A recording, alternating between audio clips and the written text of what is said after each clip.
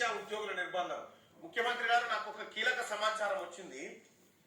ఇక్కడ సమగ్ర శిక్ష ఉద్యోగుల్లోని కొంతమందిని పిఆర్టీకి అనుబంధంగా ఉన్న వాళ్ళతోటి సమ్మె చేయిస్తున్నటువంటిది శ్రీపాల్ రెడ్డి అనేటువంటి వ్యక్తి. అతనే సమ్మె చేయించి అతనే మేము ముఖ్యమంత్రి గారితో మంత్రులతో మాట్లాడిపిస్తామని మభ్య పెట్టిస్తా ఉన్నాడట. అసలు ఆ శ్రీపాల్ రెడ్డి వ్యవహారం ఏంటో చూడాలి సార్. ఆయన ప్లస్ ఆయనతో పాటు ఇంకొక ఆమె పేరు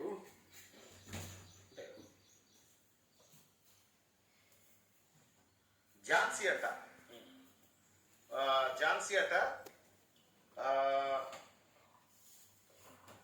సీక్రెట్ గా చెప్పి సమ్మె చేయించిండు. ఇప్పుడు ప్రభుత్వం దగ్గరకు తీసుకుపోతున్నాను ప్లాన్ చేస్తున్నాడన్నా, మమ్మల్ని కాపాడండి ప్లీజ్ అని చెప్పి ఇతని గురించి చెప్తా ఉన్నారు. అయితే ఈ కుట్రలో భాగంగా ఝాన్సీ అనేటువంటి ఆమె ఉందట. దాంట్లో ఇప్పుడు ఏం చెప్తా ఉన్నారంటే వాళ్ళు మళ్ళీ ఏం మెసేజ్ పెడుతున్నారు, సమ్మె విరమణకై మాజీ ఎమ్మెల్సీ మోహన్ రెడ్డి చొరవ చూపిస్తా ఉన్నట్ట. ఇదే గ్యాంగ్, సమ్మె చేయించిన గ్యాంగే ఇప్పుడు మళ్ళీ వాళ్ళని ఇప్పుడు ఎన్నికల్లో వాడుకోవడం కోసం ఈ పని చేస్తా ఉన్నట్టు. అలాగే పిఆర్సీ ఉంది కదా, ప్రోగ్రెసివ్ రెడ్డి టీచర్స్ యూనియన్ అని ఉంది కదా, దానికి ఇప్పుడు బీసీ వారిని అధ్యక్షుని చేస్తారట.